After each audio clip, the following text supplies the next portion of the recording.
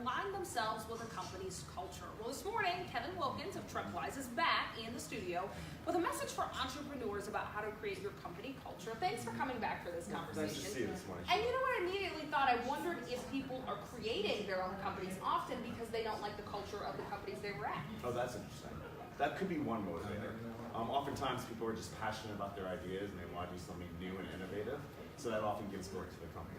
Okay, and then they have to create a company culture. And they have to create a company culture. Although oftentimes people don't really think in that manner. Sure. You know, they think about, we have this great idea, let's go execute. Yes. I often say, the minute you hire your first person, a company culture is born. Because you suddenly have two people working together. Sure. What are the norms? How do we communicate? What are the values that we embrace? What's the behaviors that we value? What's our mission of the organization? What's our vision of the organization? So whenever we start an engagement with an organization, we often start with culture, mission, vision, and values. Because your mission, vision, and values, what you do and how you do it, the why you exist, and then the values and the behaviors you really want to prioritize sets the culture of the organization. And should you be writing these things down and giving them to employees? Oh, absolutely. Okay. Absolutely. You should define your mission, define your vision. What are those values? It's about accountability. It's about rigor. It's about collaboration. And you write those down, you define them, you put them on the wall, you put them in your employee handbook, you go to your website and you post them there. Because culture is meaningful both internally and externally. Because of the clients you work with and the customers you work with, nowadays people want to work with organizations that they believe in, that align with their values. Sure. So if you can portray your organization in a compelling way, such that your clients and your customers understand, as well as your internal employees understand, that's the winning strategy.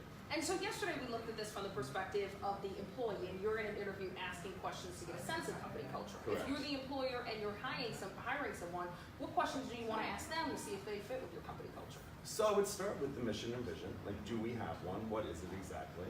Do you have a value system that you adhere to?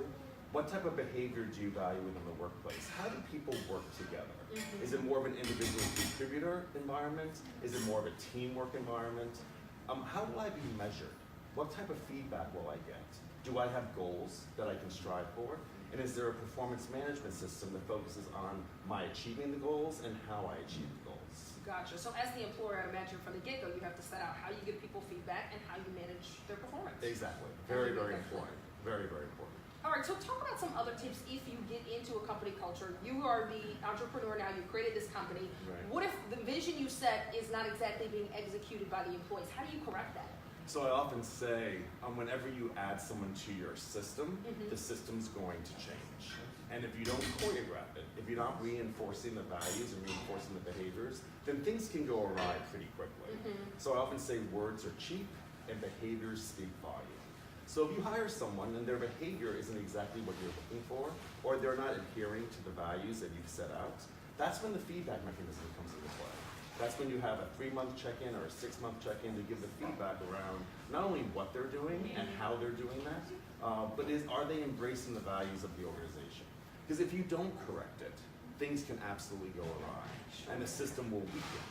And the goal is to, with every additional hire you make, you're strengthening the system that you have in place. You're strengthening your culture and you're evolving the company. Sure, so that mission you have on your website matches what actually happens at the company. Exactly. Kevin, thank you for coming back for the second half of this conversation. It is 7:16 now. Let's get over to Dave and check in on the forecast.